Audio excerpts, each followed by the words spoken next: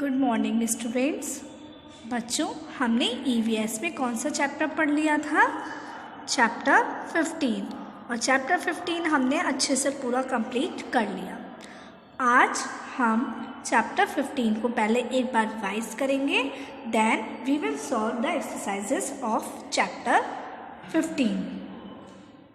देखिए, स्टार्ट करते हैं रिवाइज करना। First, anything that is useless and unwanted is called waste। जो भी चीज़ कैसी होती है?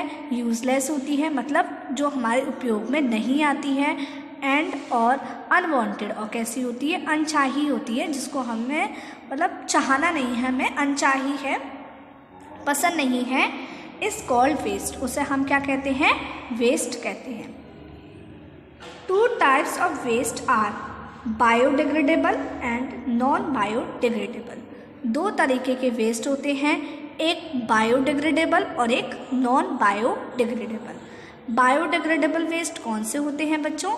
जो आसानी से सड़ जाते हैं। जैसे हम कह सकते हैं कि फ्रूट के छिलके हैं या सब्जियों के छिलके हैं, ये आसानी से सड़ जाते हैं।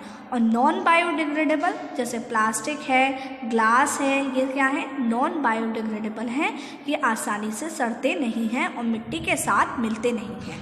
लेकिन जो बायोडिग्रेडेबल वेस्ट होते हैं वो आसानी से मिट्टी के साथ मिल जाते हैं। ठीक है। The waste can be disposed of by open dumping, landfilling and incineration. अब वेस्ट को डिस्पोज करने के लिए, वेस्ट को फेंकने के लिए, उससे निपटारा पाने के लिए बहुत सारे तरीके होते हैं। जैसे ओपन डंपिंग होता है, लैंड फिलिंग होती है, इंसिनरेशन होता है। ओपन डंपिंग मतलब हमने खुले में ही कूड़ा डाल दिया। लैंड फिलिंग मतलब हमने एक लो लाइंग एरिया में, जो थोड़ा नीचे वाला एरिया है, बीच में से थोड़ा वैसा है दबा हुआ सा जो एरिया है, हमने उसमें कूड़ा कर दिया और उसको ज़मीन के अंदर क्या कर दिया? दफना दिया।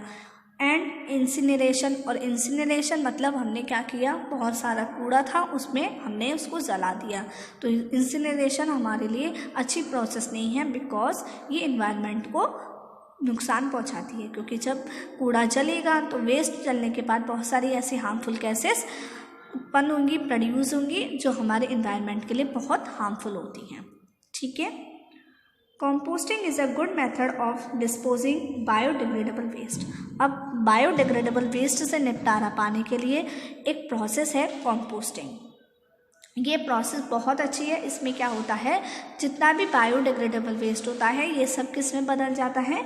मैन्योर में, खाद में बदल जाता है। क्या किया जाता है? जो गांव होते हैं उसमें बहुत बड़े बड़े गड्ढे खोदे जाते हैं, और जितना भी बायोडिग्रेडेबल वेस्ट होता है, जैसा हम कह सकते हैं केले के छिलके हैं, या फिर खराब फसलें वगैरह हैं, या बहुत सारे ऐसे ह्यूमन एक्सक्रीटा है, एनिमल का एक्सक्रीटा, एनिमल का जो मल है, ये सारी चीज़ें क्या की जाती हैं? एक गड्ढे के अंदर डाल दी जाती हैं, और उस गड्ढे को मिट्टी से बिल्कुल कवर कर दिया जाता है। कुछ टाइम बाद क्या होता है? जो भी वो सारा वेस्ट होता है वो मिट्टी के साथ बिल्कुल मिल जाता है, क्योंकि वो कैसा वेस्ट है? बायोडिग्रेडेबल वेस्ट है, तो वो ईजिली पूरा मिट्टी के साथ मिल जाता है। मिट्टी के साथ मिलने के बाद क्या होता है? मिट्टी के साथ मिलने के बाद वो पूरा मैन्योर में कन्वर्ट हो जाता है। और मैन्योर को हम बच्चों खाद के रूप में, मैन्योर क्या होती है? खाद होती है। तो जब भी फसलें उगती हैं तो फसलों को उगाने के लिए, उनको न्यूट्रिशंस देने के लिए हम फर्टिलाइजर्स का यूज़ करते हैं। इसी तरीके से हम मैन्योर्स का भी यूज़ करते हैं। तो मैन्योर फिर पेड़ पौधों में डाल दी जाती है। इस तरीके से हम वेस्ट को एक यूज़फुल सब्सटेंस में कन्वर्ट कर लेते हैं, मैन्योर में। ठीक है। We can solve the problem of waste disposal by following the 3 R's। हम कूड़े से निपटारा पाने के लिए, कूड़े का डिस्पोज करने के लिए, उसको फेंकने के लिए हम 3 मेथड यूज़ कर सकते हैं, 3 R's को यूज़ कर सकते हैं। कौन कौन से 3 R's हैं? अगर हम इन 3 R's को फॉलो करेंगे तो हम ज़्यादा वेस्ट नहीं होगा। रिड्यूस ये है कम से कम पैदा करो। कम पैदा करोगे तो उसको डिस्पोज करने के लिए, उसको फेंकने के लिए आपको कम चीज़ों की ज़रूरत पड़ेगी, लेकिन आप बहुत ही ज़्यादा पैदा कर लोगे, वेस्ट बहुत ज़्यादा उत्पन्न करोगे, तो क्या होगा? फिर उसको डिस्पोज करने के लिए भी आपको बहुत मेहनत करनी होगी। रीयूज़ मतलब होता है हर एक चीज़ का पुनः उपयोग करो। ये नहीं कि आपने कोई भी चीज़ है, अगर आपका सपोज ये बॉक्स है, इसमें इरेज़र आई, अब मैंने क्या किया, इरेज़र तो यूज़ कर ली और इरेज़र यूज़ करने के बाद इस बॉक्स को क्या कर दिया, फेंक दिया। अब ये कैसी है, प्लास्टिक है ना, ये प्लास्टिक है और मैं इसे अगर फेंक दूंगी तो ये तो ज़मीन के नीचे जाकर मिट्टी में मिलेगी नहीं मिलेगी ना। तो मैं इस बॉक्स का किसी और काम में यूज़ कर सकती हूँ, जैसे इस बॉक्स में मैं अपनी क्लिप्स रख सकती हूँ या इस बॉक्स में मैं कुछ भी रख सकती हूँ, ठीक है। इस बॉक्स में मैं अपनी और इरेजर्स वगैरह रख सकती हूँ, जैसे मैंने ये वाली इरेज़र यूज़ कर ली, दूसरी इरेज़र रख दी मैंने। तो ज़रूरी नहीं है कि हम हर एक चीज़ को बस एक बार यूज़ करके उसको फेंक दें, नहीं, उसको रीयूज़ ज़रूर करना चाहिए। एंड रिसाइकिल, और रिसाइकिल सपोज हमारी कुछ बहुत सारे प्लास्टिक के डिब्बे हैं वो टूट गए हैं तो हम उनको फैक्ट्री में भेज सकते हैं और उन सारे प्लास्टिक को पिघलाकर एक नया डिब्बा बनाया जा सकता है। तो इस तरीके से हम चीज़ों की रिसाइकलिंग भी कर सकते हैं, उनको रीयूज़ भी कर सकते हैं और उनका यूज़ करना हम कम भी कर सकते हैं। जैसे जब भी हम बाज़ार जाते हैं तो हमेशा हमें जूट के बैग्स या फिर पेपर के बैग्स या फिर क्लॉथ के बैग्स हमें अपने साथ लेकर जाने चाहिए, ताकि हमें वहाँ पर उनसे प्लास्टिक बैग ना मांगना पड़े। क्योंकि आप सभी को पता है ना, प्लास्टिक नीचे सॉइल में मिक्स नहीं होगी, वो इजीली वो प्लास्टिक कभी ख़त्म नहीं होती है, प्लास्टिक जैसी है वैसी की वैसी बनी रहती है। तो प्लास्टिक का कहा जाता है यूज़ बिल्कुल मत करो, बिल्कुल भी। आपको पता है ना, वैसे भी आपके स्कूल में प्लास्टिक का यूज़ मना किया जाता है, आपको स्टील की बोतल के लिए अलाउ किया जाता है और आपसे कहा जाता है पेंसिल बॉक्स भी है तो आप उसको प्लास्टिक का मत यूज़ कीजिए, स्टील के पेंसिल बॉक्स आते हैं। तो बाज़ार में सारी चीज़ें आती हैं, बट हम प्लास्टिक की चीज़ें कैसी आती हैं, थोड़ी चीप आती हैं, सस्ती आती हैं, तो हम उनको ख़रीदना प्रेफर करते हैं, बल्कि हम और सब्सटेंस से बनी चीज़ों को ख़रीदने के लिए नहीं करते हैं, क्योंकि वो थोड़ी महंगी होती हैं। इसलिए आई बात समझ में सभी को। तो हमें इन 3 R's को फॉलो करना चाहिए, रिड्यूस, रीयूज़, रिसाइकिल। मैंने आपको इसके ऊपर एक सॉन्ग की वीडियो भी दिखाई थी ना, आई होप आप सभी को वो बहुत अच्छी लगी हो। Now next, it is the responsibility of every individual to keep one surroundings clean.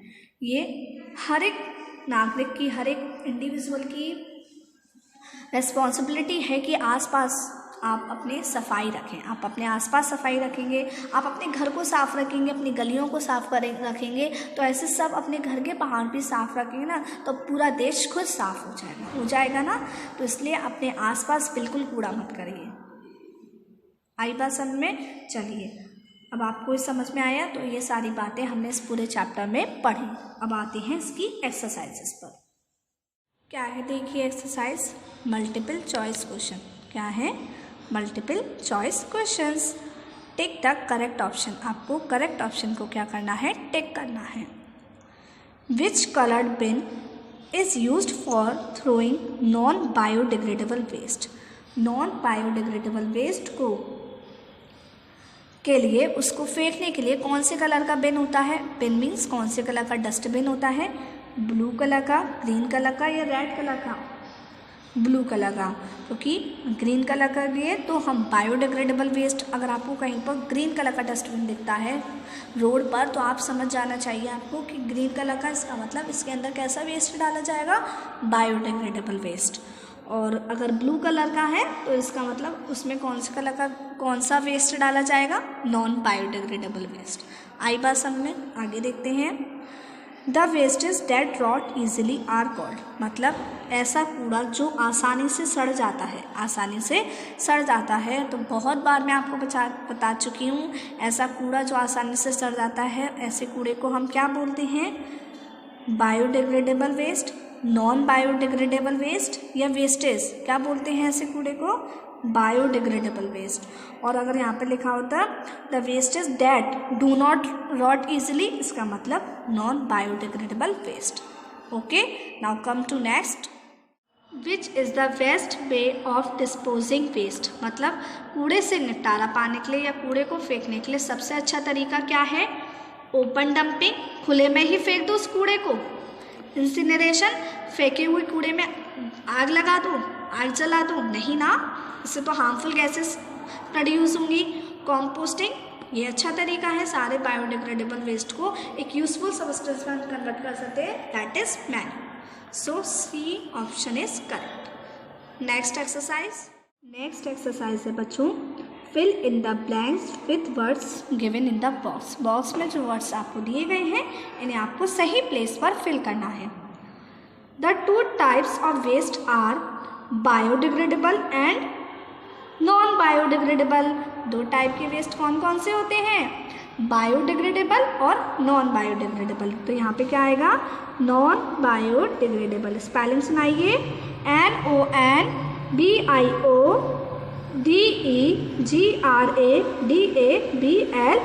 Okay. Next, anything that is useless. कोई भी चीज़ कैसी है? यूजलेस है, आपके यूज़ में नहीं आती है। एंड और अनवांटेड है, अनचाही है, जिसे आप नहीं चाहते हैं, इस कॉल्ड, उसे क्या कहते हैं हम? वेस्ट। क्या कहते हैं बच्चों? Waste. Next, blank is a good method of disposing biodegradable waste. Biodegradable waste को डिस्पोज करने के लिए सबसे अच्छा तरीका क्या है बच्चों? कंपोस्टिंग। Spelling COMPOSTING। ठीक है। The process of treating and making new things. नई चीज़ें बनाने के लिए और उनसे ट्रीट करने के लिए, मतलब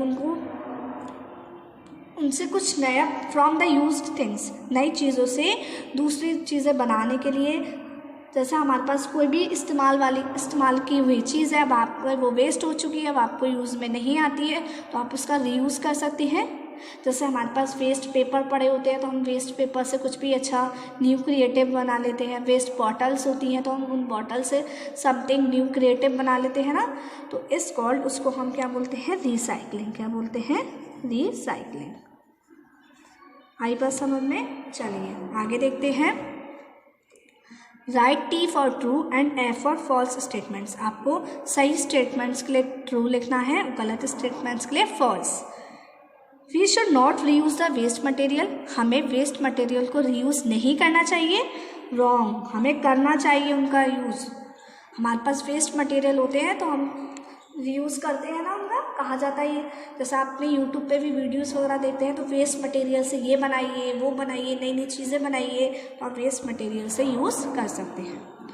we should keep our surroundings clean. क्या हमें सराउंडिंग्स क्लीन रखनी चाहिए अपनी? ट्रू, हाँ रखनी चाहिए। आगे देखते हैं अब। Biodegradable waste is brought and mix with the soil easily. जो बायोडिग्रेडेबल वेस्ट होते हैं वो आसानी से सड़ जाते हैं और सॉइल के साथ मिल जाते हैं। ट्रू, हाँ बिल्कुल सही है। The sweepers collect the garbage from our homes. जो स्वीपर्स होते हैं वो हमारे घर से गार्बेज को क्या करते हैं? कलेक्ट करते हैं, कूड़े को।